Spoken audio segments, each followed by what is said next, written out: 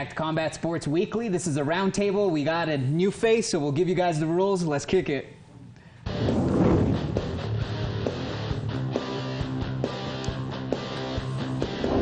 New face, part of the crew here, Nick Urso, flyweight out of Jackson's Winklejohn MMA. What brings you back to Albuquerque for the meantime? Albuquerque's the second home, and I'm here to help John Dotson win a belt. Yeah, the big title fight he has in early September. Yep. Thanks for being on, man. Back to Albuquerque with the belt. Yeah, James Lindemuth, 6'10", Sports Animal. When can people catch you? 5:35 on Thursdays is when we do our boxing and MMA segment. But as I said last week, stay tuned. There's going to be more to come. Nice.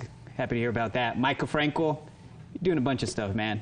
TV, radio, writing, CageMindsMMA.com, 95.9 FM, Fox Sports. How do you do it, man? I'm trying to put myself out there as if I was an old pair of UFC, sponsored shorts. You know what I mean? Just everywhere. Let's jump right into our first topic, guys. Floyd Mayweather and Andre Berto has been announced. James, I'm going to start off with you. What do you think of this fight just in general, man?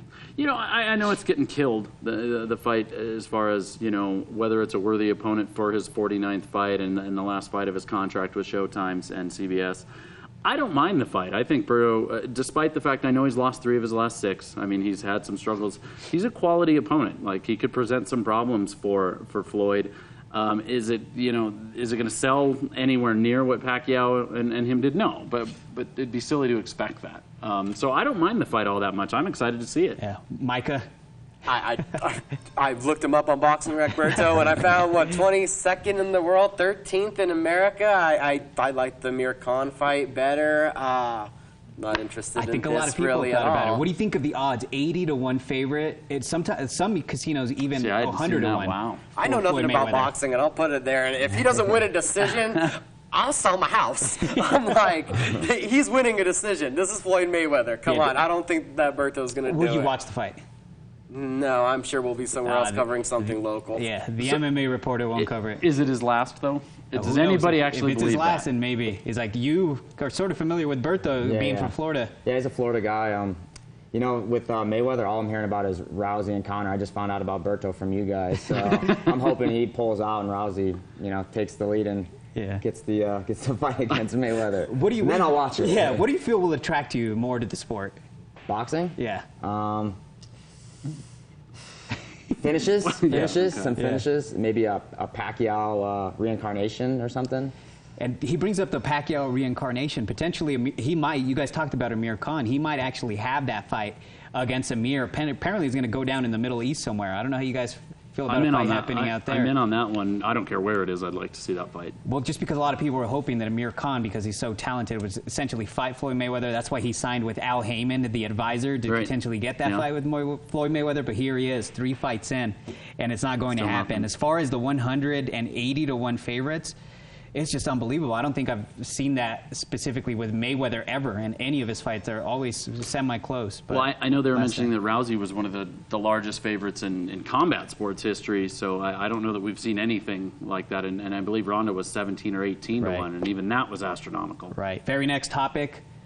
We go over to that. Ronda Rousey and Cyborg, the rumors that are flying around. Nick, I'm going to start with you, man. What do you think the potential of this fight, and do you think it's actually going to happen realistically? Realistically, probably not. But if it is, it's going to be a little while. And I just don't think Cyborg, if she can make the weight, and she does get the title fight, and she beats Rousey, can she make it again?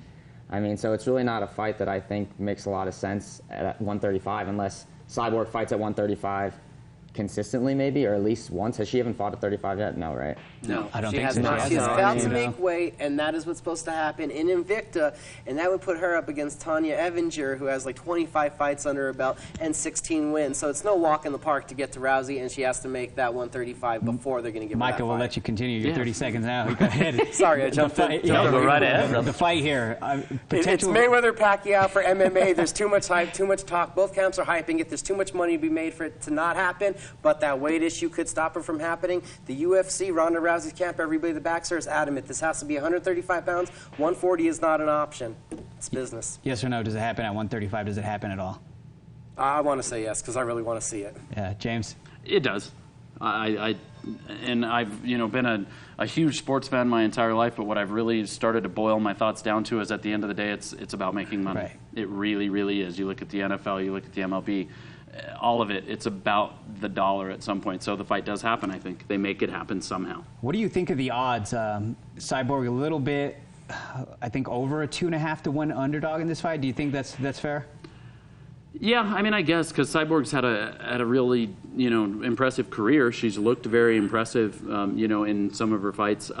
I would have Ronda a little bit higher if I were the one setting the odds, but again, Vegas knows what they're talking about. I'm not going to argue with them. And I can't argue with those odds either, especially of how well Ronda Rousey has done. You mentioned the fact that she hasn't fought, Cyborg that is, hasn't fought at 35. Right. So we don't know what she looks like. We don't know what she'll be after the weight cut. Yeah. Go ahead. Actually, interestingly enough, in some research, she did fight at 35, but it was like the first 5 fights of her career or something, and then she blew up and gained all this muscle and got a lot bigger. So she did do it once upon a time ago, and supposedly a dietitian came out recently and said that she could do it within the next 6 months. One of her trainers, I believe. Right, the nutritionist, they got her set up at 6 months, they said.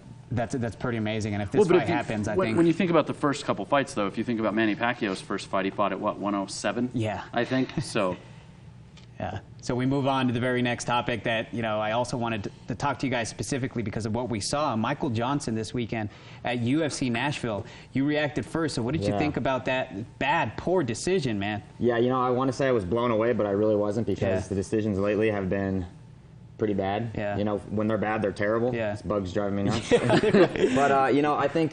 we have extra I think it was terrible. I was mind blown. I think they need to do at least open scoring a little bit so at least these guys know where they're at, and that's not a hard change. That's something they can make happen without doing too much work. And for you as a professional fighter, are you in favor of that open scoring? Oh, for sure. Yeah, I want to know what the judges are thinking. If I'm down 2 rounds going to the third and I think I'm up, the fight's going to be a little differently.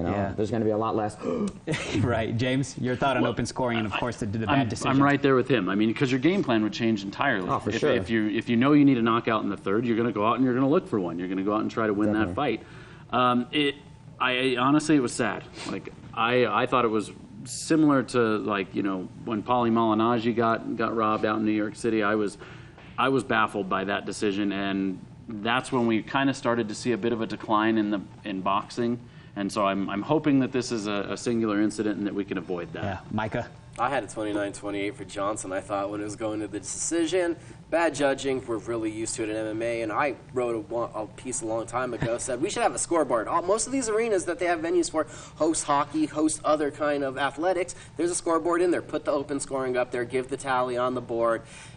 There may be guys coasting, but there may guys be going harder after the finish. I think it's a good idea because at least we're keeping track and you know what you're dealing with. There's not that surprise look from Nick. What do you think of his performance? What did you think of Johnson? It was all right, but he got hit a lot. He got lit up, and he actually had more swelling and facial damage by the end of the fight than Dariush, who took it really well for how many times he got hit. And he even seemed a little bit surprised at the end of the fight, the fact that he won that fight. He was just as surprised as everybody else. And it's not his fault, though. I mean, well, he can't. Yeah, well, he doesn't fill out the scorecard. Right, and at that point, I think that's when each individual commission's got to review it and then see if anything should be done to the judges, if any repercussion should take place with them. And we had similar incident here, where Diego Sanchez, a lot of people feel, didn't win that fight against Ross Pearson, but nonetheless, commission decided nothing bad happened. So, I mean, that's what happens when it's so judges subjective. and referees need to be more accountable for their actions. And they're not, and that's the problem. Right, we're out of time for this week. Thank you guys, Micah, James, and Nick. Make sure you guys catch us next week.